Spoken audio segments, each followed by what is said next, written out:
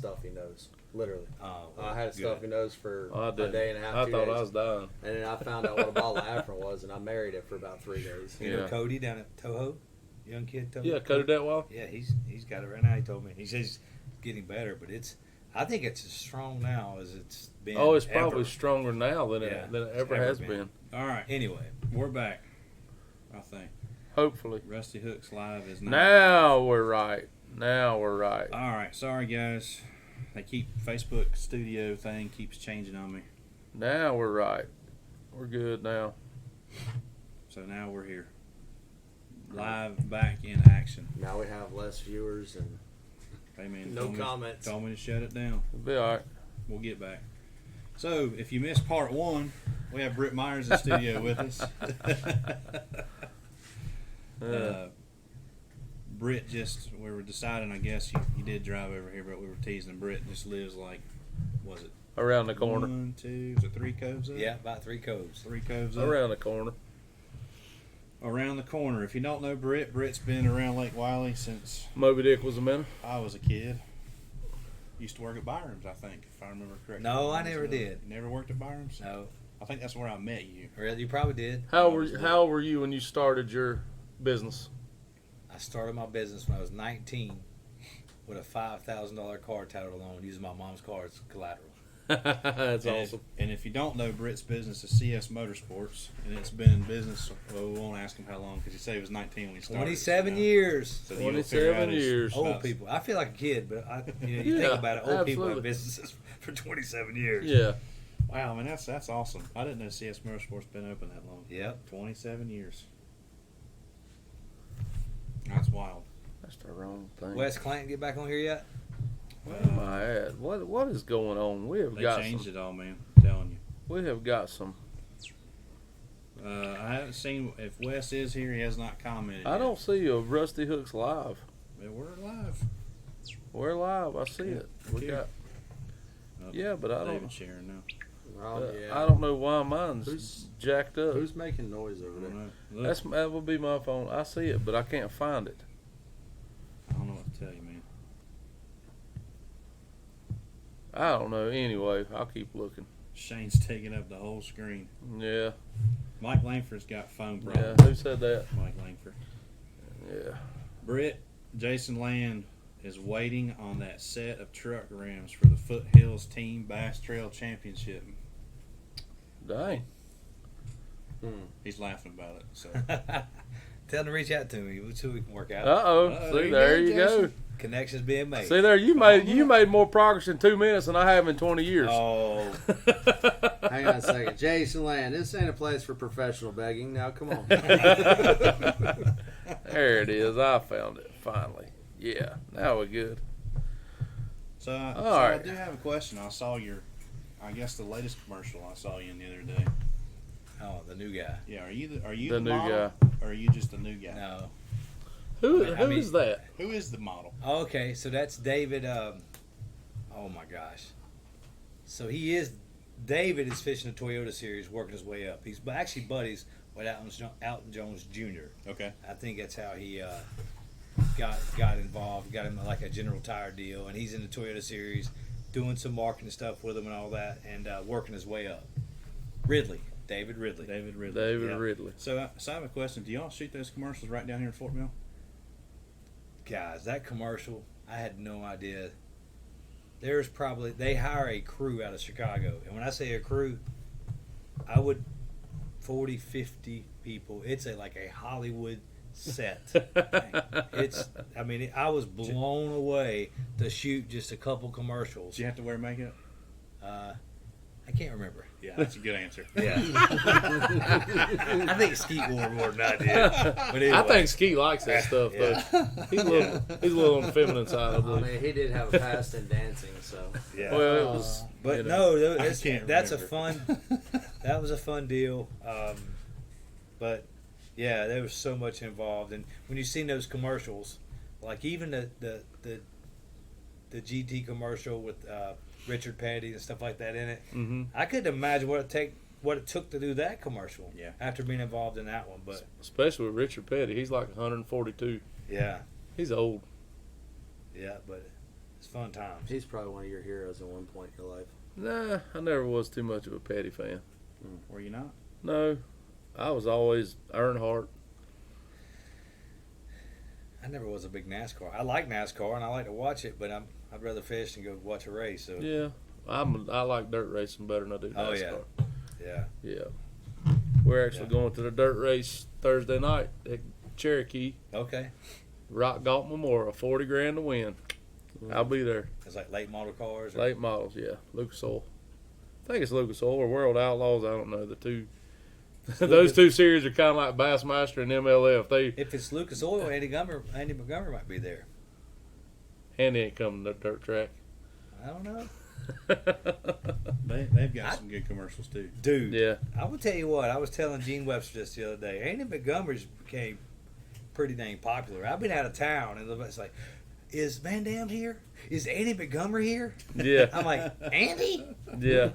Yeah, I'm serious.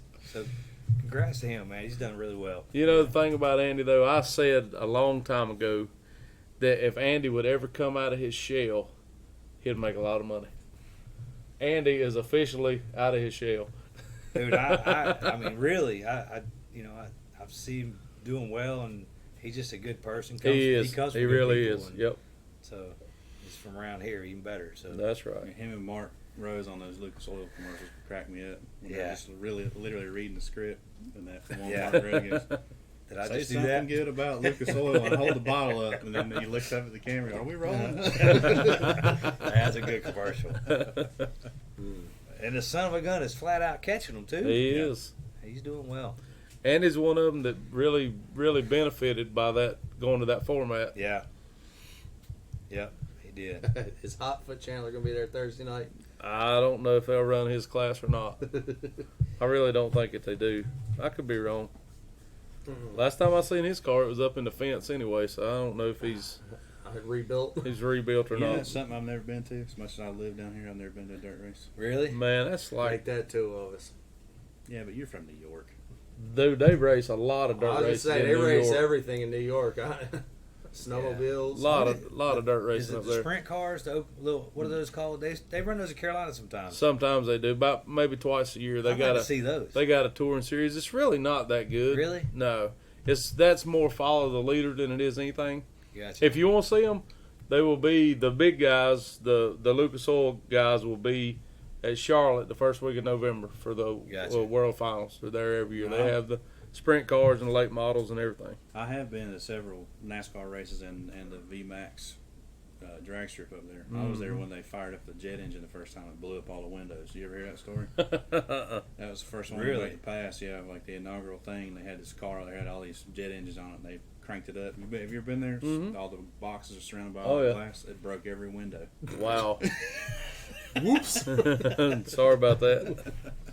Hey, Anyway, you okay, Gonna, you going to take on Daryl Barney there? No, I'm ignoring him. Okay. I just Uh-oh, didn't know. Hayden's on here. Is that his belt? That is not your No, belt. that Hayden. is not your belt, Hayden. We're still- Nor will that ever be your belt. We're still working on the 2v2 stuff. So Are we working on it? the belt, yeah. We're waiting on them Oh. two ding dongs. Did we make official? Is Johnson official? You or am I? It Which don't. one? It don't matter. Depends on when they want to do it. Well, Shane you said just he need to doesn't know. care. I don't He said really he care. don't need you. You can go 1v2. Yeah, it's fine. I I don't mean, care. I'll hold the net. I'm good with that. So, Britt, are you familiar with our 1v1? You ever watched any of I it? watched a little bit of it. I watched Shane on Murray. I guarantee you watch Shane on Murray trying to get some of the goodie. I watched that one. Dude, when I go to my job, when I'm fishing, obviously, Major League Fishing, whatever, you don't ever look at your phone. And when I walk in the store, I don't leave for lunch. I don't ever get on Facebook. I don't get on anything. So I miss Probably out. been in business for 27 Well, years. I just there's so much going on there that that's just my mentality. I don't do that, so I don't have time.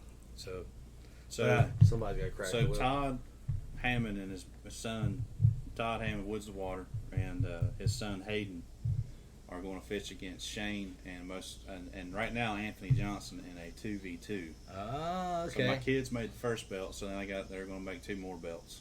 They're Now, older this year. Is that the time, same so- Woods and Water that sponsors Mm-hmm. Hank Cherry? Yeah. Sure is. I thought that was just till the other day. was, oh gosh, what's his name from South Carolina? He has a company, Woods and Water. Roger Metz has got a radio show. That's it. His radio show. Yeah. That's what I thought it was. I thought he was the one. I thought the same thing. I thought it was Woods to Water. And so what is Woods and what is their It's company? a clothing line. They have, I guess they're best known for their hats. Let Todd I say explain Todd's it. on He's here. on Yeah. here. Let him fire out there what his company's about so Right we up all here know. in China Grove. Okay. And maybe we need to get him down here and let him talk about it. Yeah, I No. think Well, I mean, Shane says if they win, he can come talk about it. That's right. That's right. I mean, it's always good to have a precursor trash talk session before 2v2 or 1v1. Absolutely. Yeah, y'all need to get like some refs in here. You know, Dana White in between the two, throwing jabs or something, Trying dragging them back. Acting like they're holding each There other you back. go. Yeah. We could hire you. We got a real good budget for A real you good could be our budget. special guest referee. There you Like go. what's his face off at It might get UMF. you a bag of beef Yeah. jerky and a Yeah. body armor. Yeah. I mean, we might give you a bag Take of a Zoom couple, worms or couple that. packs of No, we contacts. can't do that. or They that, went. that busted. I'm gonna prop tell you over what, there. the prices of tackle, you ain't getting no more free tackle. The price is getting too high. Golly. So Todd says he never watched 1v1. He said you need to be sure to watch when Shane gets beat at High Rock. All right. All right. What time of year is that going to be? October. Oh, that'd You'll be home by then. I think. I don't know his abilities, but Shane's probably pretty tough there that time of year. I'm Todd's not gonna bragging, but I'll just say this: I like my chances. Yeah. Eric Winter's on here. What's up, Britt? Try and keep Shane out of trouble. That's all we put Eric them together, Winters. Eric. Eric Winters, his favorite song is Buttermilk Biscuits. Any of you guys remember that song? I do. Sir Mix a lot. Yes. Oh yeah, I could probably sing it if you want to. Oh, please don't. Everybody will crash. They will hang up and never come back. There you go. Todd says we're an apparel company. Long-term goal is to introduce people to the outdoors. There you go. That's awesome. MLF style on Norman. 1 pound limit. 1 pound minimum. That's what Pug's Yeah. throwing out there. Nope. Pug and his little drop shot. No. Yeah. Todd, I'm sorry if I butchered the Woods to Water. That's right, Eric. That's company exactly mission right. statement there. So Pug's been doing well in the He PFL. has. hasn't He has. He has. he has, absolutely. Good for him. They've got one more, and don't tell me, Grand Lake. Grand Lake in the fall. Championship. Everybody knows that's like the armpit of the earth when it comes to fall fishing. About all lakes around here are also. So. Nah, Norman's pretty good. Yeah. I was at Norman yesterday, and it was pretty decent for. But you were fishing like Pug. You were out there with your little drop shot too, I'm I was sure. mixing it up. Ned rig and drop shot. Ned rig and drop shot. Yeah, I was mixing it up. I went from 8 pound to 6 pound line several times. You went up to the big stuff. Goat rope. That's right. Daryl Barney wants his question answered. I don't know what his question was because I really don't pay it no attention. Was it on part 1 or part 2? It was something to do with. It was on part 2 about some crane eater striper catching fool coming to Norman whooping up on everybody. Who was that? You talking about the Super 60? I don't know who won that. Oh. don't have no idea. You know, Crown Eater did. What was Daryl's answer or question? He was, Let's see. so old striper fisherman rolls in from Tennessee and lights Lake Norman up. How dumb are striper, planer board, minnow draggers, and now crane eaters? Well, that's a really dumb question, Daryl. I mean, So he's lighting up the striper fishing, is what he's saying? No, he's talking Nah. about Johnson coming down No. and winning a tournament on Did Norman you, on Saturday. Did you lose the flip for the good holes? nope, No. I did not. They, Let's just put it this way: blind squirrel can find a. I'm nut not every gonna now say and where they went and fished at because there's gonna be enough people up there in the open anyway. But I'm gonna say it like this: Johnson went and run some of his holes that are there. He is. I mean, hey, kudos to him. Him and Chris Dover, they Still got to catch them. they had 1460 something, and they won the tournament. I mean, Lake Norman is. Listen, Look here, 14 something. I remember fishing winter trail tournaments, and if you had 12 pounds, you was in good you shape. were golden. 1460 something at the end of August on Lake Norman. Yeah, that's Yep. pretty impressive. That is. and it took 16 last weekend. I mean, it's Yeah. trending in the upward. We won a J&J up there. My dad and I did with $8.98. Oh boy. Won it. 60-some boats. $8.98. That's That awesome. sounds like Wiley That, right now. that's back when it'd take $28.98 to win Wiley. Yeah. That's so crazy how they've reversed Yeah, but you know roles. what the good thing about that is? Let's kill all the spotted bass on Norman. That's a fabulous idea. That day was miserable, man. It rained ice Yeah, all day. no, I'll never forget that's it. the best thing that's happened to Norman. Ronnie That's Mueller another said subject, I'm sure. That's That's right. a- Yeah, it did take 24 pounds. 24 at to win Murray. Stanley. Holy cow. I heard they are schooling. Very Really, good they down must there. be to catch Where's that? 24. Murray. Wow. You were talking earlier about Hartwell being your favorite. Murray's my favorite. Is it? Yes. There's a lot of similarities, and there's a lot of but I love Hartwell, dude. I don't know why. It's probably one of my favorite lakes in the country. I haven't spent a ton of time on Lanier. There's a lot of. It's just like I'm Hartwell. gonna tell you, Lanier's Yeah. Except the fish are Lanier's bigger. a fabulous fishery. I think Hartwell's so much fun because you can do whatever you want to do. Yeah. Right? I mean, you can fish the bank, you can go out deep, Especially and then you can go up the other river and do whatever you want to do there. Yeah. If you don't like it there, you can go up the other one. on a Yeah. multiple day tournament too. You can literally win any way. You know, Yeah, it's absolutely. Not, You don't have to do just this to Right. get there. so you can have an offshore guy competing against a Shane Lineberger. You know, and it's kind of a whole different story. What's going to win? So Yep. Well, listen, it's like the Wiley of old. I mean, there were times where it was very competitive. There were times where the bank guys just beat everybody's head in. There were times when the offshore guys did. Now, Yeah. there's no one way to. I mean, yeah. So we've everybody's saying the F1s are showing out at Norman now that they're catching some fish. you guys don't see That's that what they- comment, do you? They're growing fast. Yeah, real fast. Bring Craig McFadden. Hey, second time he posted, we need to acknowledge this. Derek McLeod. They finalized the 2021 Somerton Duck Fest Open Team Tournament. They've now officially made a Skeeter Real Money tournament. Everybody around here's aware of the Skeeter Real Money. $5,000 to win. You can only win it 3 times. That's true too. And you gotta have a Skeeter that's within 2 model years. I think it's 1 to get to 5,000. 2. Because I literally called about mine because I thought they still had the tiered program. Nope, they don't. So when and where? What Uh, lake? So when is That's it? the Duck Fest at Santee. Yeah, the problem is I don't know why it doesn't have the dates.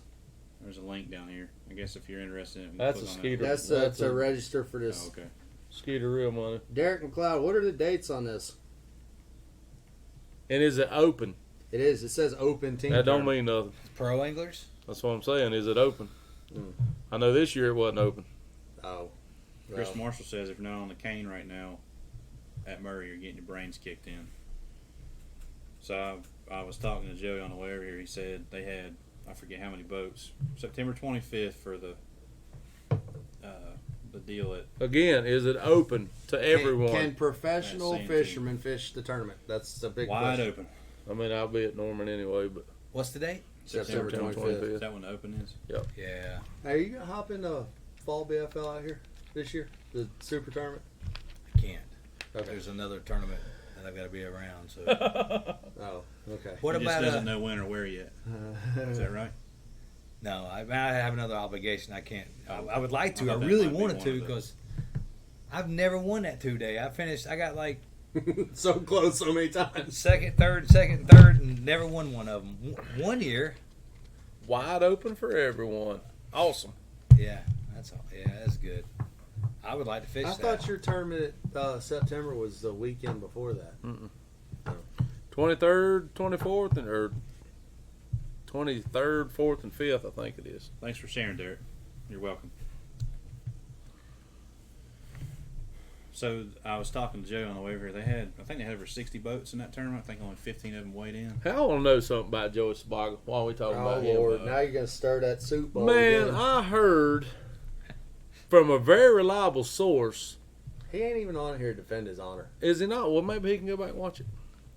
Texas. I Get heard on from now. a very reliable source that Jody was pouting Jody. because somebody was Oh, picking Joey. on him. Did I say Jody? Yeah, you said Jody. Joey, excuse me. I heard he was pouting because somebody's picking on him.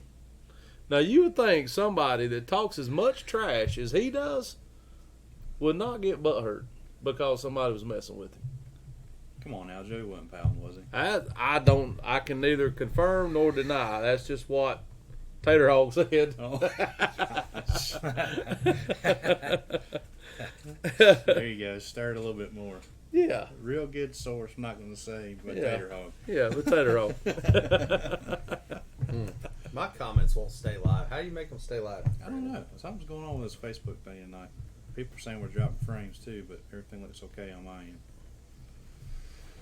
No Every idea. time they change it, man, I swear they release them on Monday morning, and we're like the first guinea pigs on Monday night. Yeah. To see who jacks it up. Last 3 times we've done this, it's been different. So they release a different format or something? Yeah, they keep changing the Word on the street is Yeah. Thrift will be there again this year. at Santee. Well, Mhm. Yep. Yeah, Gene Webster did conquer that fall super tournament out here. he did. He caught a 7-pounder the last day. I think I finished third or fourth in that tournament. Yeah, I heard a little story about he just pulled up and said, "Oh, here goes nothing." That's what he told me. He said, I was just running down the lake, and I looked over there, and he said, I think I'll pull over and fish that dock. Catch a 7-pounder. Okay. When it's your turn, it's your turn. That's the truth. I remember that day. Where'd you finish? I didn't fish that one. Oh, You and Gene been fishing together for a long time. How long have y'all been fishing together? Pretty long time. Jeans We don't get to actually- fish a lot. So yeah, Gene was he was actually at my house yesterday, but I was telling another friend about Gene. Gene is one of those people. By God, when he fishes, he fishes. He'll show up out here at 5:30 in the morning, and it will be 10:30 at night when he gets off the water. I can't go fishing with him. No, I'm telling you. Dude. Man, mean, drop me off His at the one dock. day on the lake is equivalent to I'm not lying. This is probably not exaggeration. His one day on the lake is equivalent to most people's 2 days or 2.5 days. He's relentless. But he's like a big kid. I'm the same way, and I give him credit because there's been times he helps get me fired up or whatever. So as you get older, you need that, right, Shane? You got that right. So yeah. Well, you've taken plenty of my money out here, and I've seen you get just as excited over $200 check Dude, as the big ones. I actually missed, man. I stay so busy with work but I've missed the BFLs. Those are so much fun, and shoot, that you gotta fish those. I jump in 1 or 2 a year. I got into one at High Rock this year. Yeah. So Oh, did I say that, Todd? Did you do any good in it? I did. I did okay. Did okay. I did okay. I didn't win, but I did all right. So Gene caught that 7-pounder on a jig that Chris gave him, and apparently it was Jody's from Catcher's Lures the day of the tournament. Well, I mean, we kind of do that. If you need Yeah, something, pull over and say, hey, man, I need a bag of chunks. You got any jigs? Yeah. They're just a lot more You expensive. drove by the tackle store to get They're here. just a lot more expensive on the water, right?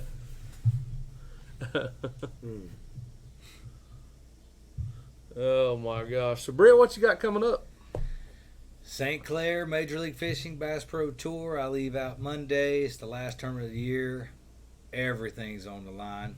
You're right there you for available? Red Crest, and ain't that what it's called? Well, we have a drop, so I might actually be in the Red Crest Little Ways right now. So I just gotta have a good tournament. There you go. and So then- where are you, and what's the cutoff, and where are you? Oh well, so due to COVID this year, they implemented a drop. Okay. So I think right now I'm about 6 or 7 spots out. Okay. Might be 8, might be 5, somewhere right around there. But then when the drop's implemented, I'll drop a next to last place finish. Well, that's a really good drop for you, Yeah. then. Yeah, awesome. Yeah, I might as well not have showed up to that one. Yeah. And then also, if you guys are familiar with the heavy hitters format, I drop my worst biggest fish, which was a 2-pounder on Sam Rayburn. How about that? Wow. That's A setting a free. 2-pounder at Rayburn? That's set. Trust me. Wow. Yeah. If you really follow that tournament, Rayburn There's was. like 10-pounders in there. Well, I know. Obviously, they went where I was at. 11. Andy Wicker caught 11 down there in the Yeah. tour. But if you look at that tournament, it was pretty rough for a lot of people. There. Yeah. That was right after the freeze, wasn't it? Rayburn was just off. That's right. And so the heavy hitters, which to me, man, that's the most awesome thing. I don't know if you guys are familiar how that works, but That's a tournament you got to make. Yeah. Right there. 'Cause How do you qualify for that? All right, so the heavy hitters, they take your 7 Bass Pro Tour events. Mm-hmm. Each event, they take your biggest fish. Okay. At the end of the year, they add all those up Total weight Total for weight 7 fish. for 7 fish. And the top 30 go to fish a tournament, which is first place 100,000. For the biggest fish, and the final day is 100,000. The biggest fish of the first day is 25,000. So like Jordan Lee won 200 something thousand at one of them. That's the one they had at Sharon Harris this year? Yep. Yeah. Okay. Jordan Lee won Out- that $250,000 down on Toho That's right. because he won a tournament and won big fish. Right? That's right. Remember, Jordan would have won. Jordan had the biggest fish, and Michael Neal caught a $50,000 bass with seconds to go. Oh, Lord. So Jordan would have won another $50,000, and that's a free entry fee tournament you qualify for through that heavy hitters deal. So I started with a 2-pounder, and I had another 2.5 pounder, but then I had a 9.8 at in Florida. There you go. So that shaped me up a little bit. That helps. That helps the cause tremendously. I was so far out of it. I wouldn't even. I mean, I was like the bottom of the sheets here. You had to scroll further down to find my name. Yeah, I feel you. I've been there. But that one right there moved me up. And it's weird. That's when I was hurt. I had a bad wrist, and I caught that fish with one hand. Literally, hooked it, dropped my rod, and grabbed it in one motion. Yeah. It was just meant to be. No, I mean, dude, that was a man upstairs because I almost didn't fish the tournament. I was just going to go home. Matter of fact, we have our Group A, Group B, and I begged the tournament director to let me switch days to Take give the me fish second day. one more day of rest, and they just can't do it. And I understand. That opens up a can of worms when you do that, and but yeah. I cast on the backside of a dock, and I turned the boat and was heading the other direction when she hit. So all the momentum was here. Literally, I couldn't hold my phone with my hand. Really? That's how bad it was. And I could reel like this. And I got it on GoPro. And when the fish came, I was like, if it's a 5-pounder or smaller, I'm going to flip it. Because I hadn't seen her yet. And she came up and I saw her side. I was like, oh, my God, she's a 10-pounder. And I reeled her this close to the rod tip. And as I was bending down thinking, what the heck am I going to do, she started that. Like Oh, that jump. big, And yeah. I dropped my rod. You can hear it. You can hear my rod slap on the deck of the boat, and I grab it one hand. And when I hold it up, I look like the little kid. It's the first time I had a bass. It's all twisted sideways, and I'm screaming like a kid. And, man, I went from having to figure out I was going to finish dead last to that set the tone for a pretty good tournament. So, What'd you catch that fish on? Chatterbait. You know something about that stuff though? There's in a fishing season, there's always a moment where you can feel the momentum shift. That was it. 100%. Exactly. Like I said, I Hang on a had second. two I got to terrible. bring up another sore subject. You caught a fish on a chatterbait on a spinning rod. No. No, it was a bait catch. He didn't I say. thought- He didn't say nothing I about thought he spinning said. I rod. thought he said it was a spinning rod. My No. bad. Yeah. Okay, good, because there was a little history with a spinner rod and a chatterbait. Oh, I yeah. didn't know if it was a thing we needed to start doing. No, or I not. don't try to continue with Shane's habits when I'm fishing. I didn't do that. But my co-angler did and won $30,000. So I mean, hey. Yeah, so we learned several months ago that we've always been putting like heavy braid on and stuff like that to drag fish out of the grass Yeah. from Florida. Apparently, you just throw chatterbait on spinning rod. And Yeah. what was it 12-pound fluorocarbon? Yep. And just when go they, get them. When they bite it, just let them Dude. wad up in the grass and go get them. I told my guy this was a Harris chain. It was a Harris chain this year for the Open. I was out of it after day one. I had like 10 pounds. Well, my co-angler was in like 6th place. He had Yeah. 10 something. And I told him, I said, I know where there's some fish at, and we'll just go see what happens. I said, we're going to be throwing a chatterbait and flipping. He shows up that morning. He's got 3 spinning rods. Has a chatterbait tied on one, a speed worm tied on the other 2. I look and I said, you heard me say we was going to throw a chatterbait and go flipping, right? He said, yeah. I just got this chatterbait from my son this morning. I don't even own one. Oh, man. Yeah, so we're going down through there, and I'm just whacking the snot out of 2.5 pounders. I mean, just catching them, Yeah. Well, he ain't caught nothing. I'm like, it's up there about 9:30 or so. I hear, he says, I got one. I said, just keep pressure on it. I'll go to it. Well, he's holding it and gets pressure to it, and by this time it's balled up in the hydrilla. Right. And I lay down on the boat and grab it, pull it up. It's a 4-pounder. I'm like, are you kidding me? Well, I stay around there for about another hour and he don't catch any more. I said, all right, we're going to go to Apopka because I need to catch a couple big ones. We go to Apopka, pull in there and start flipping. I hear, and then I hear, zzz, zzz, zzz, zzz, and I'm like, oh, this is not good. So I told him, I said, I'm hollering, just hold pressure. Dude, this 6.5 pounder. Now he's throwing this spinning rod, a speed worm, flipping reeds. Big, heavy reeds in 5 foot of water. I spin the boat around. This fish goes around the reeds, swims right up, sticks his nose in, and rolls up on the side. It's a 6-pounder. I reach down there and grab it. So, and all I could catch is 2-pounders. So anyway, we go back to the hydrilla. Line shy, man. Yeah. We go back to the hydrilla flat where we started at. This guy's got 11 pounds on 2. And I said, dude, if you catch a 12-incher, they're not going to touch you. Well, he hung one and lost it. Make a long story short, we go to the tournament. We're one of the last guys to weigh in. This dude weighs in and wins on a spinning rod. Wow. It was just, I looked at him, I said, it's just your turn. Yep. That's the end of the story. It's just your turn. But There's a bunch of those stories out there, man. yeah. I know a bunch of them where we was on Table Rock one time years ago when Edwin was catching them. We were catching them all suspended on top of trees. 6-pound line, August or September. It was late in the year, and I got this co-angler. And I remember joking with like Swindle or something. I'll probably get some guy throwing some kind of bait, scaring all the fish. Dude, we pull up out there, and I'm dropping down these trees. This dude pulls out this big chrome trap, throws it out there. I'm like, oh, it's over. He starts freaking hammering them. He starts catching them in that gin clear water. He didn't catch that many, but he caught some good ones. And just like we was talking about before this started, we think we know a lot about bass fishing and bass in general, but that shows you sometimes we just don't know. Sometimes we just overthink it. That's right. a fact. I'm the world's worst at doing that. Yeah. There's a bunch of stories like that. Oh. One of my buddies I fished with, Reed, he drew a guy on Norman, and I think you always go there early in the BFLs, right? February, last weekend of February, something like that.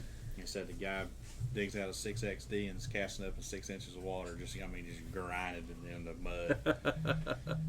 And he said all of a sudden the guy turns around, I got one, and he's like thinking, you're hung up, stunned for something. He turns around, he gets this 4-pound spot, comes rolling up, the 6XD swallowed out about a foot of water. Joey's working. He just texted me and told me to tell you we won the same thing he did, which is a fact. What now? Joey Sabaga is working. Can't get on to defend his honor, view, or anything. He just wanted to let you know that we won the same thing he did. That was not the point. Okay. I didn't. The point is for me, he's a big trash talker, and now he's whining. That's the point. Well, I understand. It's not about whether who won or lost. Well, It's about him catching 7 pounds and whining about it. That's what it's about. So whoever texted him to begin with could text him at. I text him. Leave it to David to try to stir the pot. Yeah, right? oh yeah. Oh yeah. Joey is. He loves to. Yeah. He loves to antagonize. Yeah, I hope I don't make him mad. I'm just you're talking not gonna. trash. You're not gonna. I promise you. All right, Britt. So let's get back to St. Clair. So you got St. Clair coming up. I know we can't really talk about it, but what are you expecting? Man, it's going to be. We're only going to fish the United States. We're not going to fish Canadian waters. Why? It's open. Yeah, I don't know the exact reasoning why, but I just know. So that's going to kind of. Is it only the lake? Can you go to the rivers or Huron or Well, Erie? I don't think you can make Huron. I don't think that would be all. No, it's going to be Canadian. It's waters. actually Walpole Indian waters up the right side Yeah, but so that's far. Canadian. But then it turns to. Is it considered Canadian? Black I know River? up around the Blue Water Bridge is Canadian on the Yeah. right side. I thought that whole the Walpole area and all that stuff was Canadian. Maybe it is. I'm not sure, but I don't ever fish there, so I don't dude, really there know. it's about catching a lot of nice fish. Lots of 3-pounders. And I watch videos. I mean, I watch them religiously. And as far as when it comes tournament time, that's what I'm watching. And I remember when Chris Lane done well. But you go back and you do a lot of study. But you hear him talk about, man, I'm catching 3 a day. Then I'm running and catching my limit over here. There you're going to have a lot of fish. So Yep. So, and we may have asked this last time you were here. When you fish an MLF style tournament, does your mindset change of the way you attack it? I mean, I know if we fish at home, you fish a derby on the weekend, you want to catch the 5 biggest ones. You're not worried about catching 100 2-pounders. Do you prep differently going into an MLF tournament? I will tell you this. I wish I could have started with MLF, just the format. Not saying Major League Fishing. That format, you got to catch fish. You can't catch a 5-pounder early in the morning and feel like, whew, you know what I'm saying? Yeah. And cruise So through that those- makes you a better angler. Yeah, You got to you can't get relaxed at all. If you catch a 5-pounder, you might have time to reach down and grab a cracker and eat it real quick. But I'm just saying, it's somebody's wide- always dinging in. It's Now Joey's on there. Joey's on yeah. Good. I absolutely love the 5-fish format, but the things I like about, well, let's go back to answer your question. A lot of times it's no different. Like when Shane has 15 pounds of high rock, he may have caught 30 fish to get to that 15 pounds. And then sometimes in bass fishing, what I learned years ago, you typically want to have at least 2 patterns because something always fails. But within those 2 patterns, you want to figure out which one. If sometimes they're the same, then you kind of think, well, which one can I catch more fish? And now we have 2 pounds, 2-pound minimum. That's no little fish. That's a. Is that the minimum on St. Clair too? It'll be the minimum there. Yeah, it is a variable minimum where we could come to Wiley and they could make it a 1 pound. Sure. They'd be Well, lucky they to make better. that. They But better. even if we went to Norman to catch a lot of 2-pounders, That's a chore. tough. That's a chore. Yeah, that's a chore. Yeah. But in all, the format, at my first year, I struggled really bad. My last 2 years have been pretty good. And I think I'm just, Finally getting in a groove of and the score tracker doesn't, it killed me, dude. My first tournament I think it was the second tournament, actually, I was on Conroe, and I was flipping docks. I probably should have. The deal with, once we learn where we're going, we can't ever research anything. We can't talk to anybody. Do they track your web history to know? Well, I mean, I just finished at the last event a 2.5-hour polygraph. So it's not some guy like we used to take in the back of front seat of a Honda. Yes, yeah. He's smoking cigarettes. You're gagging over. He's like, "Let me out of here." But it's not that, dude. They really break it down, and to information, to searching, to watching live, to all that stuff. And I feel like it works.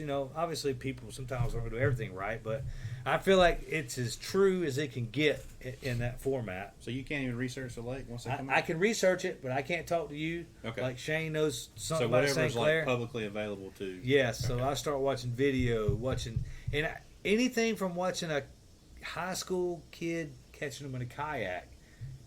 If you watch him catch one and somebody else catches one, you start putting the pieces of the puzzle together, But a lot of times, like, there's sometimes that the way the guys catch them still is not anywhere on the internet.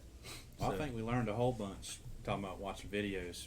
I think we learned a whole bunch from you out here from what's that lake they go to every year? You and I went to it. Burton. Where? You were longlining. Oh, Douglas. Oh, Douglas. Yeah. Yeah, you broke it down on the old HCS Gen 1s, down scan just come out and all that stuff. I think you probably sold a whole bunch of units that day. Yeah. Yeah, that was. You gave up a really Yeah. sneaky tactic Sight out here. fisherman. There's one right there, and I'm going to catch that one. Yeah. Hey, if I ever thought I was going to win a tournament, hands down, I almost thought I was going to win a tournament before we even started practicing. Because the year before, to the exact date, we had a Bass Open there, and the first day I bombed. And the second day I went out and did that from like 12 o'clock to 2. 2 hours. And I finished 13th. And I was all bummed out, blah, blah, blah. And then we get like an email the next week. We're going back to Douglas. I said, "Oh my God!" Oh boy. Yeah. Got I him. mean, like he said, You just dude, told I Jeremy could, Stark just a little Yeah. bit too much. yeah, I could see a bass, and he had never seen a crankbait. But I fished an open down there 2 years later. I finished third in that one, and you couldn't long line at the time. You couldn't do any of that anymore. So it, You had to outlaw that stuff real quick. When I think it was you, Jeremy Stark, and I remember Aaron Martin. Aaron Martin was doing it too. Listen, and you were Gene, like 1, 2, 3. Gene Webster and I got it banned out here in the Thursday night tournaments. Yeah, We got our hands. but I don't think it slapped is banned anymore, is it? I don't know. Yeah, You know, I was actually Locally, one- I'm sure it is. I'm talking about on your all's level. yeah. Major League Fishing is not. It's not. You No, can it's long trolling. line? I It's mean, they called let you fish strolling. with 2 rods. You know something? I like that deal. When do you too. smallmouth fishing. Because there's so many times you pull the school to you and they're just down there. You're going, oh my God, look at them all. Shoot, even spotted I mean, bass. well, yeah, get him in there and flip that other rod in there. Dang Yeah, right. but it's a gamble because It is. you may lose both of them. Yeah.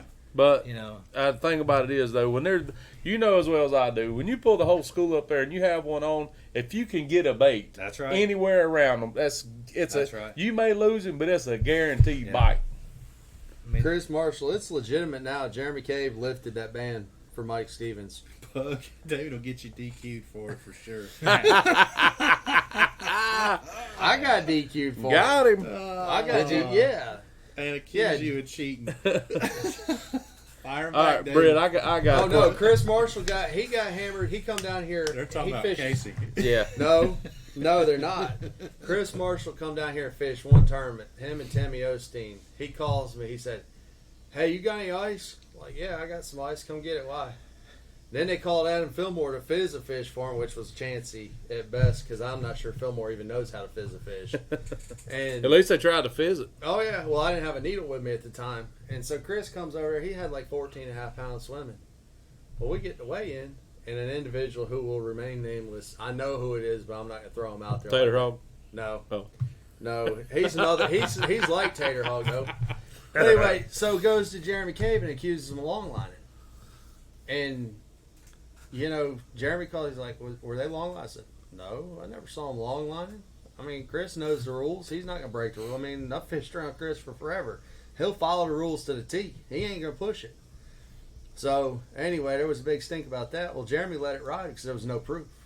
Nobody took a video. Nobody.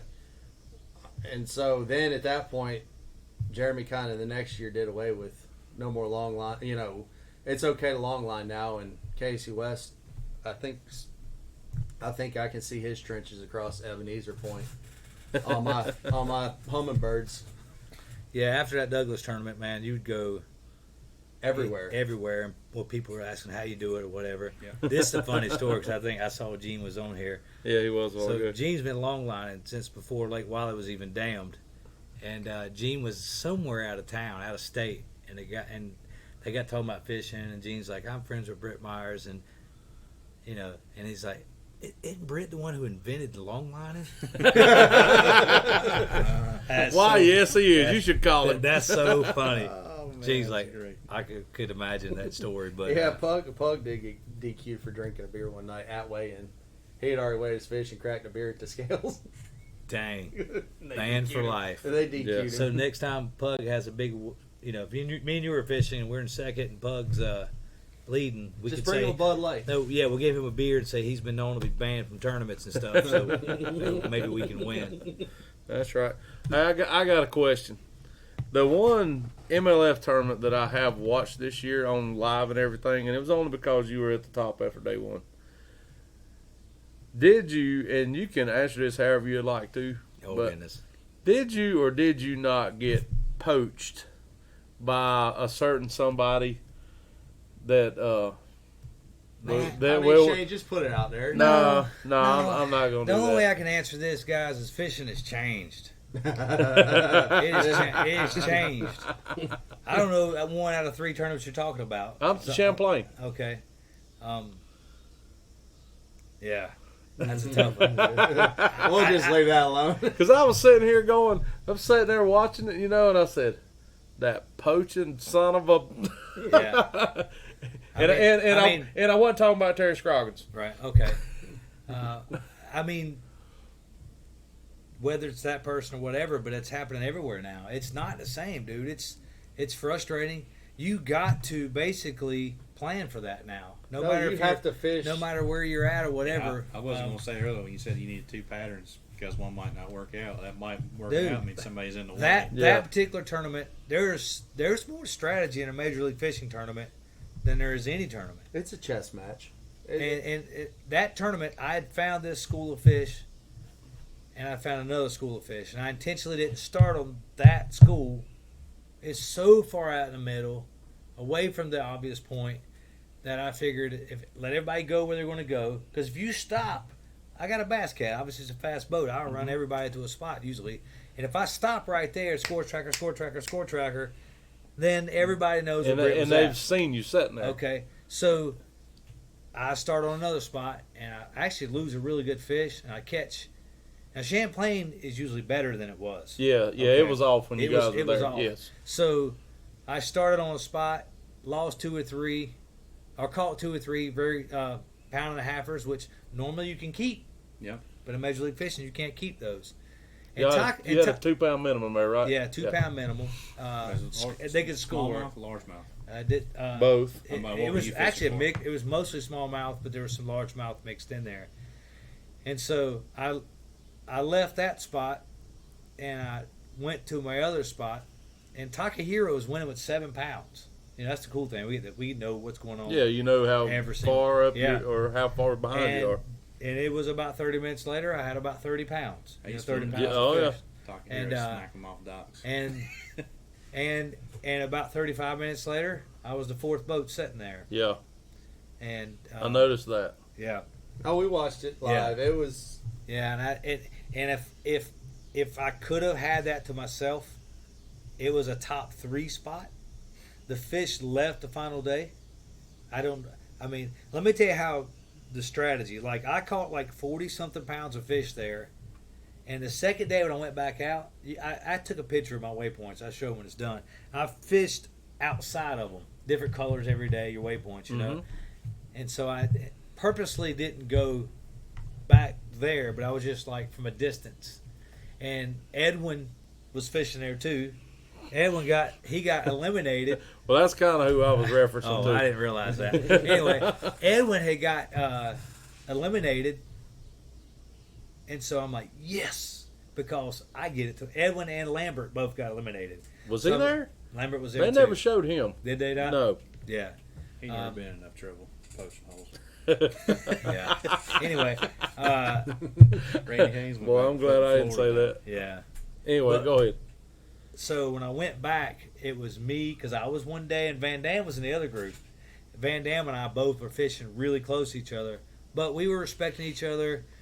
The fish had just left, and I don't know if they left because of wind, Thumped in the bait. head. But no, I caught 40.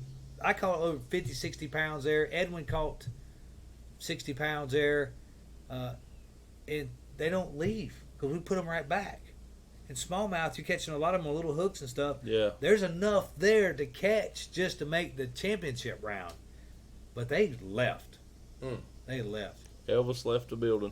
Man, they Smallmouth left. notorious for doing that day to day anyway. They left right? Matt Lee. He had 100 pounds. Yeah, but he was catching all largemouth.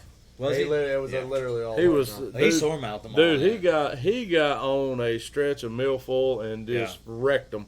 I mean, it got to the point where he was just trying baits out to see what he could get a bite on. Yeah. That's how Champlain can So get. I watched that one too, and Jacob Wheeler, he won that, right? I'd never seen someone so dialed in on something Yeah. the final day as he Dude, was. no, he that- was that- looking over his shoulder. I'm gonna go catch one over there, and he'd go there and just blast him. That St. Lawrence River was the biggest beatdown. So I called it. So I got a flogger. Mm-hmm. I got 2 of them. I got one in the truck. So It's not mine, but I got one. So I was down there 2 years prior using a flogger, and I felt like I got an advantage because a lot of those guys don't even know about it. Like Octafo didn't know about it. He made one out of a big trash can. Matter of fact, it's the most awesome flogger ever because it's this big around. And you don't get seasick looking through it. Yeah, but But I remember because I called Chad Pipkins. Mm-hmm. I said, Chad, not asked any information about St. Lawrence River. I said, but when those fish are spawning, why can't, because I didn't want to catch any during practice. Mm-hmm. You just want to find them. Yeah, can I catch them on 15 or 14 pound line or something like that? Well, you really don't want to do that. I know Chad's not watching. You really don't want to do that because they'll be so green when they get to the boat that you'll lose every one of them. Well, Jacob Wheeler beat our brains out by doing exactly that. He'd wind them in and floop. He would get their heads out of the water to where they couldn't move, and he would get them in. And smallmouth experts who live up there do not do that. Yeah. So, like Jacob Wheeler, don't like him. There's a lot of he's right now he's the best angler on the planet times 20. Whether you like him or whether you don't. Well, you don't like him. Yeah. He's doing something that the guys up there don't do. Yep. Kind of like us skiing them in on a crankbait. You get their head up and lay them on top and ski them in. Get them coming. Yeah, and the thing he did there is he was landing fish in 7 to 12 seconds when everybody else was taking 3.5 to 5.5 minutes. Mm-hmm. Someone did the math, and it's like he fished a whole extra day. Wow. Because we were catching so many fish. Yeah, because he wasn't having to walk them around the boat and play with them. You don't want to try that. You'll lose every one of them. Now, next time we go, it's a different ball game. Oh, yeah. That's wild, though. So, I mean, you think about that. So, in a 5-fish tournament, that wouldn't matter, right? You land your 5 biggest ones, Right. you land them. Yeah. So, when you're a time-based deal and catch all you can catch, that's a huge deal. If you can get them bite on 20, Yeah. let's go. Winch them and get it. No, I mean, but, and I don't know if you guys know this, and I think they mentioned on live, whenever he was leading that tournament, his day off, because you get a day off, Mm-hmm. he drove 2.5 hours to Champlain and practiced for that event. Was that not during off limits? No, it was right before the off limits. Okay. So Shane and I would have been like, trying to do our interviews. We're leading. Yeah, let's get, let's talk about my tournament. I'm probably Wheeler, going to try to sleep. Well, I'm just saying. Jacob Wheeler is over there. That sucker, he's just flat out catching them. He does. So, Well, but again, that's the time you got to put in. That's right. Right? No. If you go that extra effort, is it going to pay off? Yeah. 9 times out of 10, it will pay off. Yeah. Oh, you won Champlain? Hey, you brought up an interesting debacle. What's Jason Lambert, Randy Haynes. Yeah, that was a long time ago. It was a long time ago, but you were fishing. No, you weren't. No. No, I fished FLW that year. Yeah, me and you both did. What's your take That's on that? 2018. I mean, realistic, real talk, no friendships, no feelings. Just what is your take as a professional angler when it happens like that? Here's exactly what happened at that tournament. No, I'm not talking about that occasion because we all know we'll what talk happened. about that occasion. Okay, So Might as well. yeah. I'm friends with Jason Lambert. Obviously, I fished Yeah, I am right next too. to him I the am other too. day. But anyway, I didn't know Jason Lambert from anybody, and I was practicing on Kentucky Lake. Okay. No. This is first day of the tournament. I don't know what's happened. I don't know anything. And I'm fishing a spot out in the middle lake by myself. And this boat pulls up and literally throws his scrounger right across. In front of you. No, right across my cast. Oh. As I reeled mine in, he threw his right in there. Right then, whether that's the new way you fish, whether it's right or wrong, that's the Jason Lambert I met for the first time. And I asked him, I said, you got him? Yeah, I got like 27. And I'm thinking to myself, if you really do, Why are you screwing me up? Yeah, you should have. Why are he's you over here? finding him some more fish. Oh, yeah. He's finding him some more areas or whatever. So I truly believe what happened at that tournament is Randy Haynes, who is like me, just flat out got disgusted. Just, I hate it. It ain't like it used to be. You can't have anything to yourself. If you find it, anybody can ride by and just make that cast. And that's why he flew off the handle and did what he did in that tournament. I don't think it's right. I don't know, but it's the new norm now. I fished Chickamauga. It's like that. Look, I fished Chickamauga and I ran straight to a spot. Wheeler pulls up beside me. Bart Daniels is on the other side of me. That's how I started Chickamauga. Listen, the championship. I'm sorry, I didn't make the championship day, but the knockout round, I qualified for that. I was 9th, and the other guy 9th was Ott Defoe. Well, I run all the way to this spot and I sat down. Ott Defoe is not, and I pulled up and said, Britt, I'm fishing here. If you don't want me to fish, I'll leave. And I'm like, come on. But Ott was the But best. at least he said, "Hey, I've been fishing here. Yeah. You mind if I Yeah. stay?" Yeah. As a Does matter some of that- fact. does some of that happen? So you guys fish A and B, and then when do you come back together in a knockout round? Yeah. So there's a chance that somebody on A is fishing in the same place you are on B, right? So that just happened at Champlain with Van Dam, and it happened at Chickamauga with Ott the Foe. With you and Ott?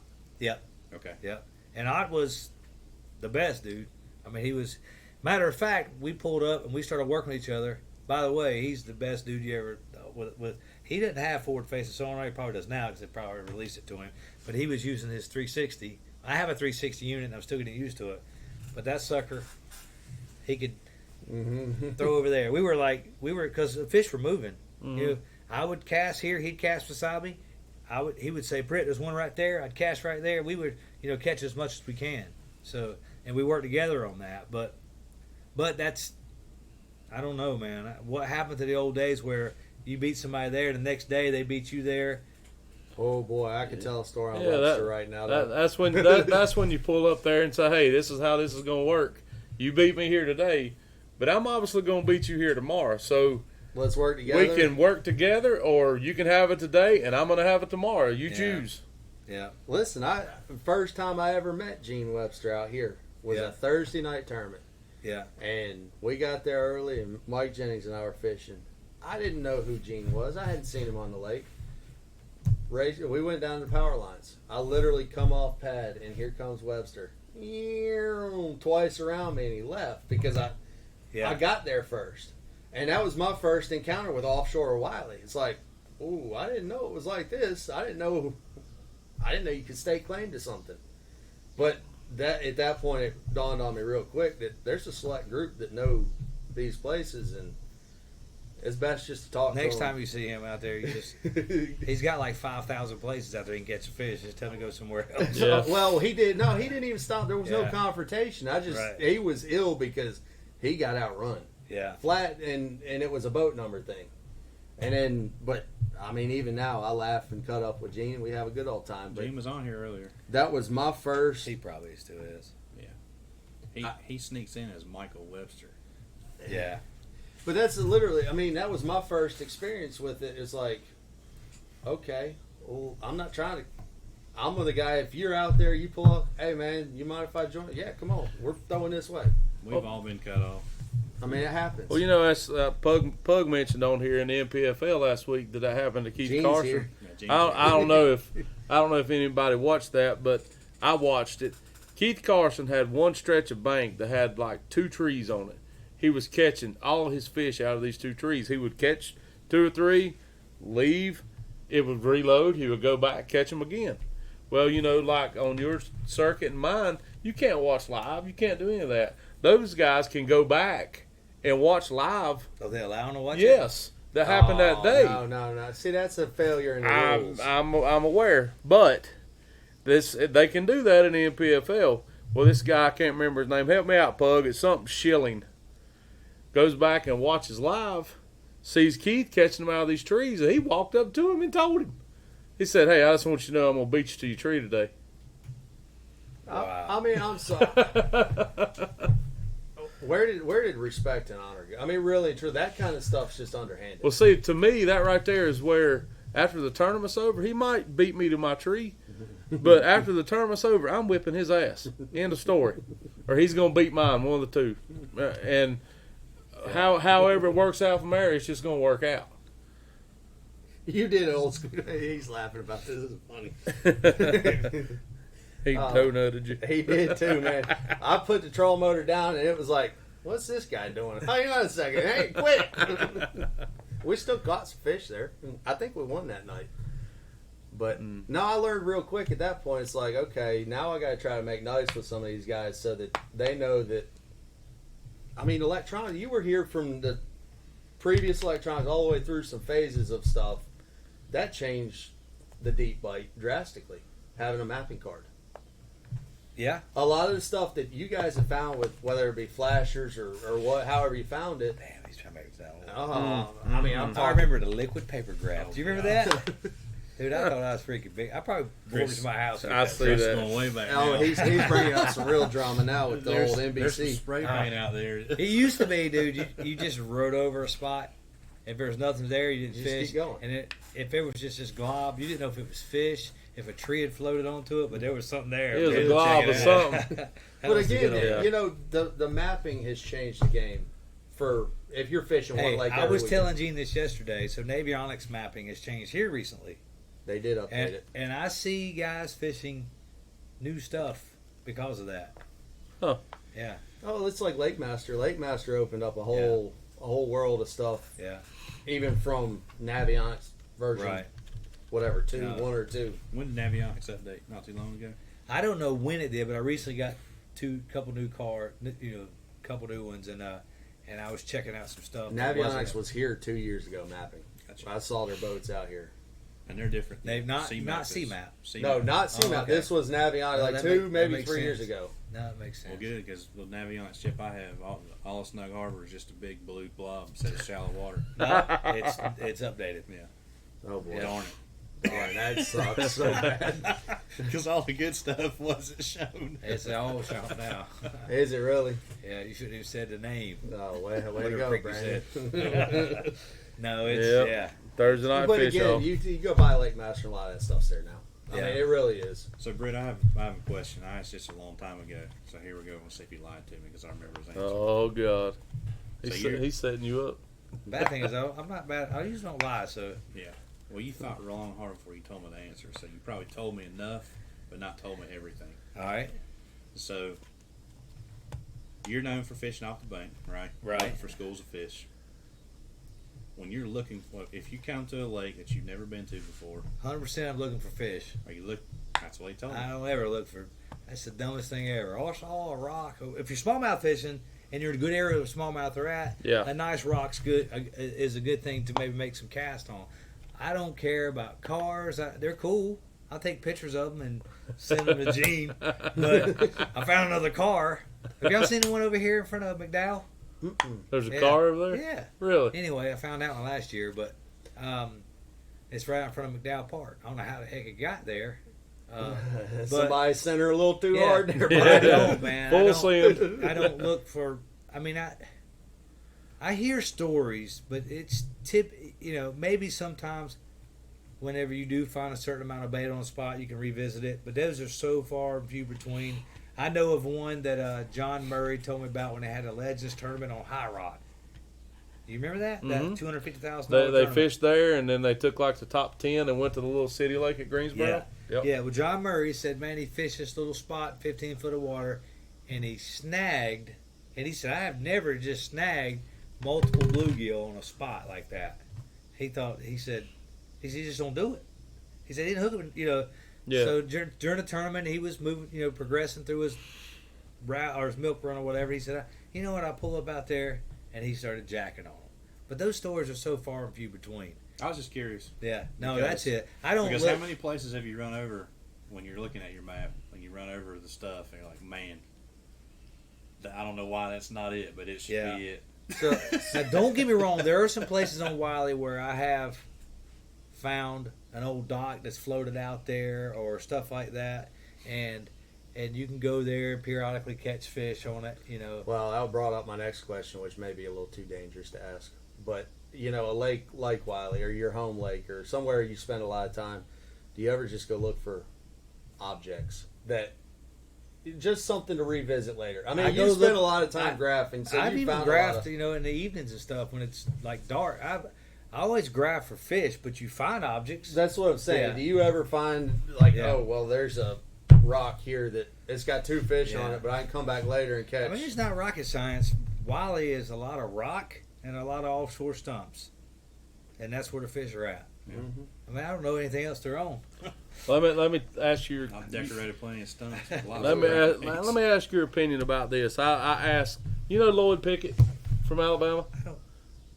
I don't know. You probably ask that question if you want to touch on it in a minute. Anyway, we made the All-American together across the lake in Louisiana, and he was the only guy that was fishing offshore. Cross Lakes, like it's the one that actually Jacob Wheeler won. Okay. And he was the only guy fishing offshore. And I seen him sitting out there, and just so happened our boats were parked beside each other in the boatyard. And I said, man, what makes you want to come here and fish offshore? I mean, it's so shallow. He said, well, what I'm fishing out there is like a 6 or 7 foot drop. I said, well, how did you find that? He said, well, this lake's so busy during the daytime. He said, I came out here at night. He said, I'd come out here at like 2 o'clock in the morning, and I would spend all night just idling. I said, well, why at night? He said, there's 2 reasons. He said, one, your graphs show up better at night. Your picture is a lot more clear. I don't think the graphs are clear, but your eyes can focus on it so much. Okay, okay. He said, well, that and the water's calm. He said, so you get a better image of everything, that you're looking at. What do you think about that? No, 100%. Yeah, I think I did a post like 2 years ago. I was out there even when Lowrance released their very first forward-facing, whatever that thing was. Yeah. Live site. Yeah, I did put my boat in at night and sat there for 2 hours, 3 hours, pitching baits out there and stuff like that. Because it's so much sharper. It's like having a cone around it where you don't have any interference from glare or anything like that. And you'll look at your graph and look up and can't see the bank because it's like you've been staring at the sun. Yeah, and I on my graphs, a lot of times I zoom so far in on the bottom to be able to see stuff. You know what I'm saying? Yeah. And so at nighttime, you wouldn't have to do that as much. But Pug's question, I think, is it side scan 15 foot? Yeah. Graph fish on shell beds, 8 to 15 foot. He's talking about mid-depth range. So Terry Scroggins, before I started doing it, started showing me images of 3-4 feet way out, fish on them. So yes, you can scan. And this year, I'm running a Lowrance and a Humminbird, just to see which one I think is better. And they're really close. As a matter of fact, Mark Rose this year, he done that for years, but Mark Rose was running just Lowrance, both sides. But I still think Humminbird has on its side imaging. If you really tweak it, you get a little bit. You can see fish just a little bit more on that. But they're close. They're really close this year. But like looking at TVs, for me when you look at them side by side, the black on a Humminbird is a lot darker and blacker than it is on the Lowrance, which makes things pop better. Well, and again, a lot. But still, you got to know how to tune them all the way down to get that right. Tuning is key, but having it wired properly to be able to get the proper voltage all the time to keep the interference out is got. I mean, that's so. I mean, my boat, I've got some of the best Humminbird graphs you can buy. They're all Gen 4s, but I'm not wired. I don't have enough wire in the boat for them. Yeah. I give Bass Cat props on theirs, man. They run a giant 4-gauge. They run a good dedicated with a circuit breaker. Only for your electronics. Really? I mean, it's as big as your pinky. The wire is. So they basically took that C clear and they just put it in there right. They put it in the boat right to begin with. That's right. I mean, I have 5 units and I run them all off the factory wire. That's awesome. I don't do anything different. I had to redo my boat's 2012. I had to redo all the wiring in mine. Yeah. I have 4 graphs. The month of September, I'm gonna rewire my boat because I'll finally get like a break from this rat race of night tournaments. Jody, this is a little bit older, but Jody makes a good point on here too. When we were talking about the Navionics updates, he said the bank still looks the same. Hell, I don't know. I guess I better check it out. No, I'm just kidding.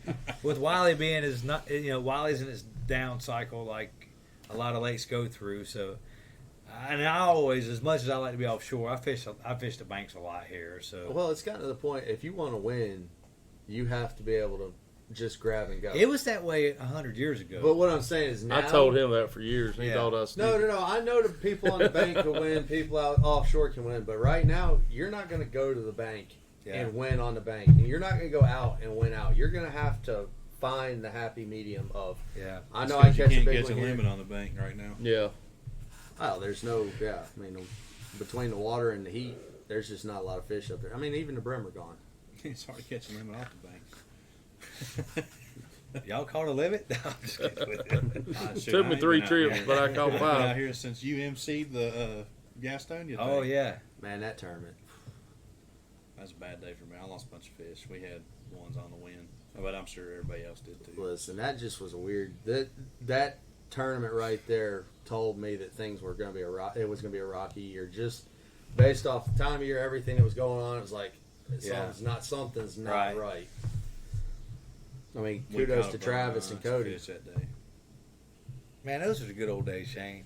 They used to have those Sawmill Bassmaster tournaments. They had every weekend. I remember Todd and Eric; those suckers were tough as nails. Todd and Eric and You started Chris living Bumgarner. Wiley South, is that right? Is that the club you used to I go was, to? that dude. Let me tell you, and this is what I tell people all the time, man. You I know, started with you, South Fork Bassmasters. Mm-hmm. That was like the big club, wasn't it? South Fork. That was like the preppy club. You know what I'm saying? We were like those guys. You guys kicked me out of the state. I had to go to North Carolina. That's how I met Gene Webster, Wiley South Bassmasters. We went way down in Clover.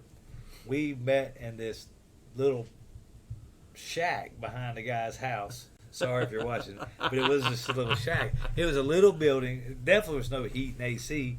And man, they had a piece of cardboard like this, about this size, that had your name on it. And dude, my goal was to be that guy. I wanted to be the Gene Webster, and Gene Webster won Angler of the Year all the time there. Right. But Stuff see, like that. nowadays the club deal is so different. I don't know why. It may just be this area.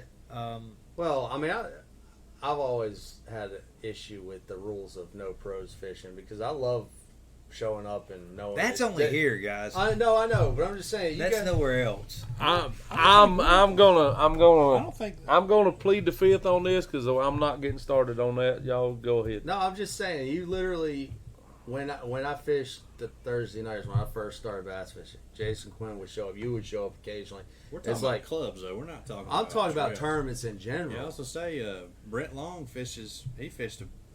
He's been on the South Carolina State team for like the last 20 years running. I mean, he's always in. Everybody's got to find their niche. Well, I'm just saying that I don't know any no pro rules for a club. No, I know not clubs. I'm just saying tournaments in general. How do you get better if you don't fish better against better? No, that's You know what I'm saying? I can tell you what a club did for me is it got me a lot out of my comfort zone. Yeah. Because you got to go to lakes that, like around here, you got to go to like Road Hiss, right? And I've never been on that lake. I'd never go there unless I had to go there, right? And you go there and you start doing things that you do on your home lakes and realize that they work. Yeah. A lot of places, and then you start getting more confidence to actually fish a trail or to branch out or whatever, as opposed to coming out here or going to Lake Norman. I think we all started in clubs. I mean, you have to. I mean, I remember. I didn't. I remember that, man. When I first got in South Fork Bassmasters, there were several guys that pulled their boats with a car. Yeah. Listen, John Martin used to pull his with a 5.0 Mustang. We're going to restart the club game, and we're going to have the Rusty Hooks Live Bass Club. And we're going to do it. Look, when I used to be in a club, I used to think, what can you do to make it different? What can you do to make it different? And that's kind of what Major League Fishing has done. Yeah. They have thought through all these little details and stuff like that. But, man, the bass clubs, I tell people all the time, get in a bass club, fish the BFLs. The BFLs is one of the best things you can ever get involved in. Well, now that they've got the pricing back right on it. Derek was our Hayward. president forever. Yeah. John Martin, true pros fishing. Yeah. Yeah, John had him Martin on was in. Mustang. He had a 19-foot Sprint that he pulled with a 5.0 LX Mustang. That sounds exactly like John. He probably had long hair and a mustache. He did, had the mullet going on. Was he playing Vanilla Ice? Rolling in a 5.0. Oh, boy. I remember I had when I first started in the club, I had a 17-foot fishing ski. Yep.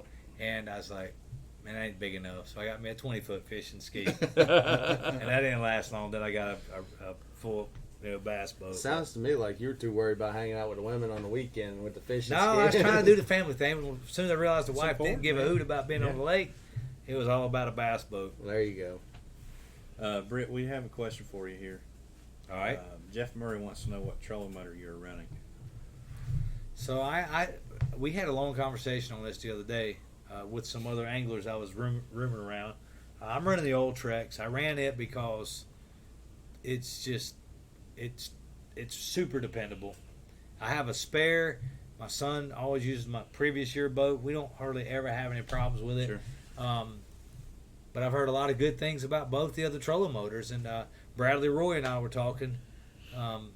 He just had a baby. He did. Yep, good for him. But But his family owns a boat dealership. Oh, I didn't know that. It's Big a big one. Triton dealership, Big, right? They carry every brand. Do they really? I didn't think know they that. carry every Holy brand. cow. I may be wrong, but it's a big deal. And he's running the Lowrance. He likes the Lowrance. He was telling me now, like at the St. Lawrence River, going against the current, those fish bed in the current. Yeah. I mean, it literally, when you look through that flogger, you can see them. They're actually doing this on the bed constantly. It's kind of crazy. But he was saying that he could go from bed to bed faster against that current. Now, Shane passed, I think Eugene and I were fishing. Shane passed with his Garmin one day on Norman, and his boat was like on pad. Oh, it's ridiculously yeah. fast. So, but Gene wants you to tell that story. Old Barney boat. Britt and I won a tournament. In one cast. Didn't we tell that story? He wants. He said he wants. To me, this is the best fishing story ever Let's hear it. that I have. All right.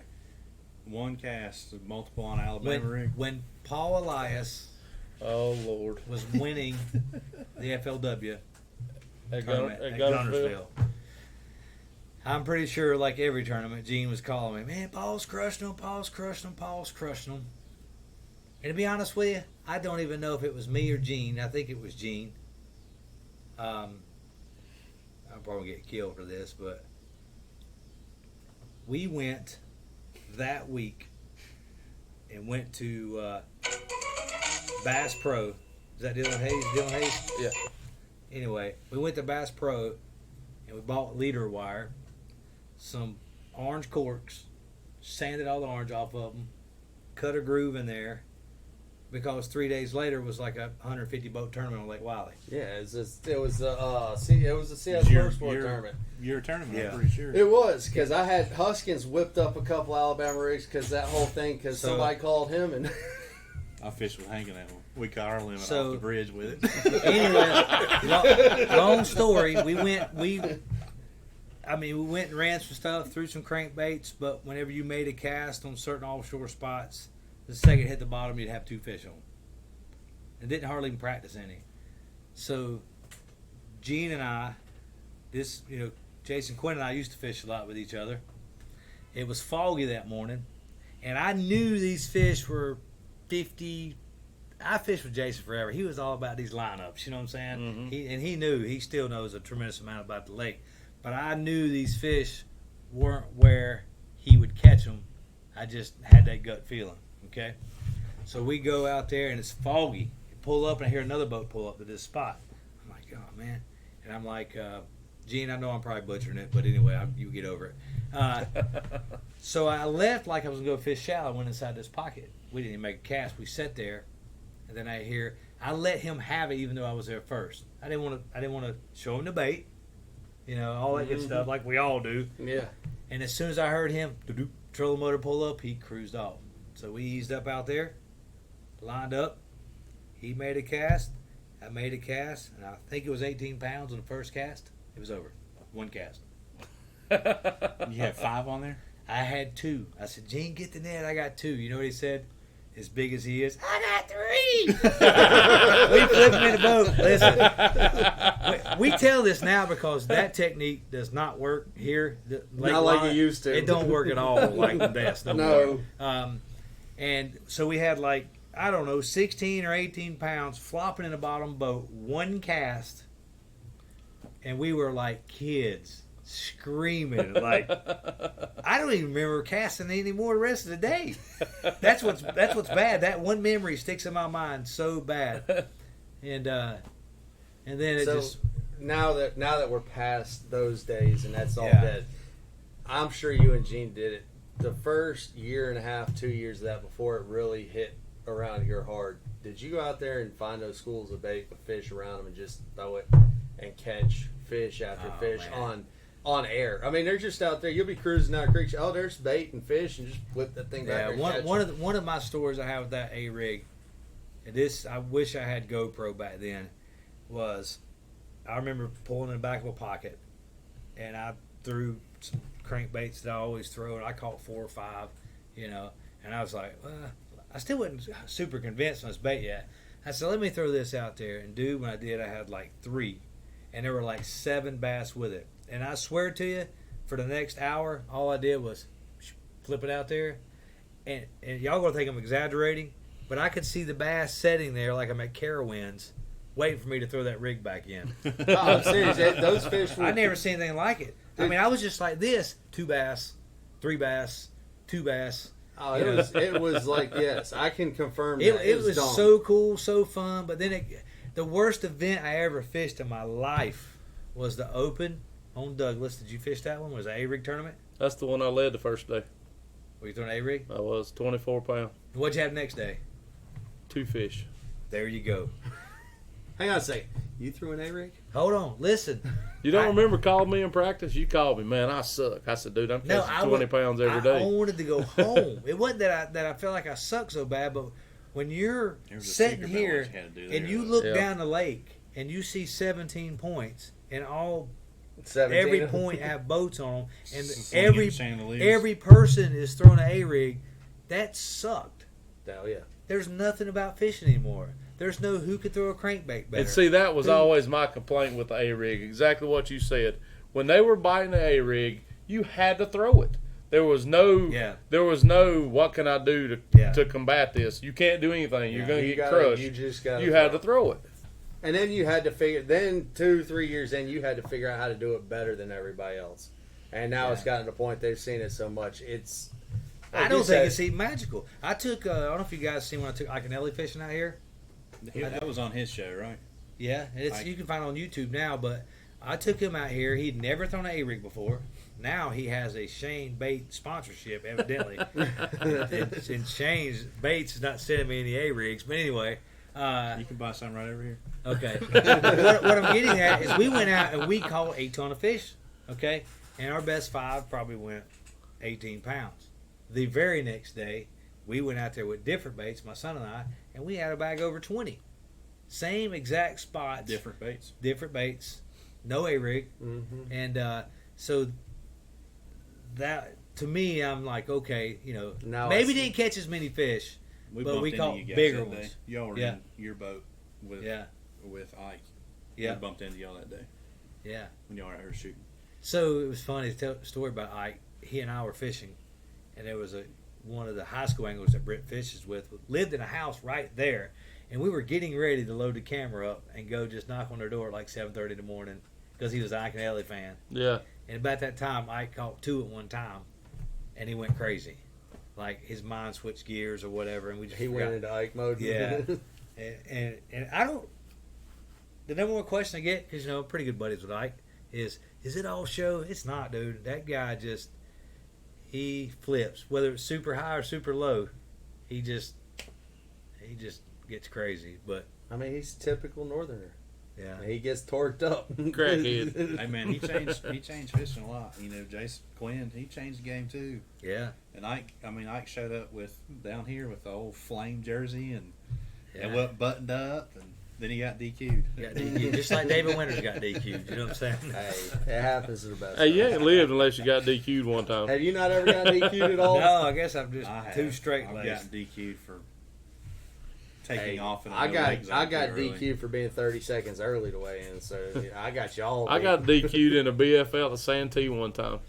Do what? I had this guy that had never fished before. So he didn't catch any bass. I had about 16, 17 pounds. So I load him up in the bag. I carry him up there, hand him to the dude at the scale, turn around and look. He's gone. My man's gone. No, he's supposed to be with you. Well, guess what? If they don't sign your card, You ain't if they don't sign your card and you have presented your fish to the weighmaster, you gone. Mm-hmm. Yep. Well, I would have been hot. I was not happy. Well, we've taken up quite a lot of Britt's time. It's been fun though. Yeah, man. we've had a good time. That's right. Just get talking. So, Britt, leave us with a. Oh, hold on a minute before you do this.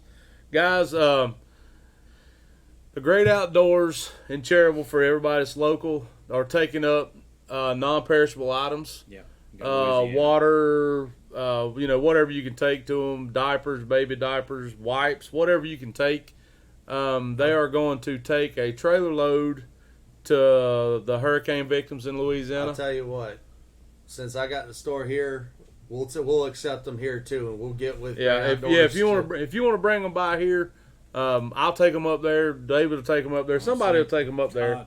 Todd's involved in it too. Yeah, Todd Hammond was the waters involved in this, and it's just trying to help out when people are on hard times right now, especially down there. We got several fishermen on the Elite Series that live down there. When are they wanting to take them? I don't know. I think I saw the post. I saw that the trailer leaves Thursday. This Thursday? Yeah. Does Hackney still live in Gonzales? As far as I know. So Gerald Sporer, that's... He lives down there. Gerald Sporer lives down there. Hudnall's Caleb down Summerall, Tyler Rivette, Derek Hudnall, I saw some Facebook Quentin posts. Capo. All those guys live. Have you talked to Quentin or I have not. Okay. Derek's all right. He I seen videos, I seen him found some post it. Wi-Fi. He gave But me- if you can swing it, grab a case of water, grab some baby diapers, something. Drop it off here by the store. And get the stuff here Wednesday so we can make Yeah. sure it gets to Great Outdoors. Drop You it bring off here. at the Great Outdoors if it's closer for you. If you can help out, everybody would appreciate it. So now go ahead. All I'm right. sorry I cut you So- off, but I just had to get that in there. Before we wrap this up, you got any fall, late summer salvation techniques to buy a bass locally? Because I tell you what, the school in biggest the mouth of Witherscove, 4-pounders. I don't want to tell you that. yeah. Fishing Wally or what? Just in general. I get the biggest question we get in here is how do you catch a fish right now? Well, that's not an easy question to answer. You know that. Yeah. You do this enough. So, is there anything that you can input to maybe make it easier for people watching it? As far as Wally goes, not to be real specific, but if you're fishing a certain way, if you fished a bank for an hour and a half, 2 hours, you ain't got a bite, go out. You don't have to go out in the middle of the lake, but change your depth. There's a lot of fish living In 5 to between. 8 foot of water out there. There's a lot more now than it ever has. So, that's tournaments can be won right now from 5 foot to 10 foot, 100%. And I think a lot of people right now, even from where I live at, I see guys fishing up against the bank or they fish in the middle of the lake. So there's still a lot of fish, to be caught, and a lot of spotted bass. Places is getting infested with spotted bass. So also it's tough. I talked to a guy yesterday that fished Falls this past weekend in a tournament, had 2 fish. It's the worst time of year to fish, but it's still. Yeah, Ted Modley was in here. We were talking about it, and we were talking about months to fish, and he would take any month of the year but September, and you're literally coming into the great shift. Many years ago, September was good if you had a tropical storm, the water got dirty. Yeah. Those fronts would make fish bite, stuff like that. But Make the lake turn over faster too. yeah. So, but me, I use a lot of spinning tackle. I think I could be as competitive as anybody out here on this lake with spinning tackle, and I was the guy many years ago that didn't hardly ever want to throw a spinning rod, but you can catch a lot of fish, you can catch more fish, and you can trick some of the bigger fish into fishing with a spinning rod. I'm sure if you guys are ride by me on a boat, a lot of times I'm throwing a spinning rod out here. Typically, anytime you show up, you got 3 of them up there. Yeah. So, As much pressure as the lake's getting now, it's hard to come to the rank without one. Sometimes you got to put down the big stick, and just catch as many. That's just hard for me to do, though. I hate. Unless it's April. Yeah. Well, It's fun. I don't. That's kind of when I go with the spinning rod in my hand. I'm ready. Whether you're watching Major League Fishing or Bassmasters or whatever, it's became a spinning rod deal. Yeah. A player. It's a factor. We're just getting super intelligent. Years ago, we didn't have all the sources we have nowadays to research fish, and so pressured fish are just, Lake Wally's tough right now. It's going to be tough for a while. It's just not going to rebound in the next 2 or 3 years. So Unfortunately, not. yeah. No, we're on a 5 to 10 year plan now. So Britt, so we tagged you on here, Britt Myers Fishing. It's the easiest way to find you on Facebook, right? Yep.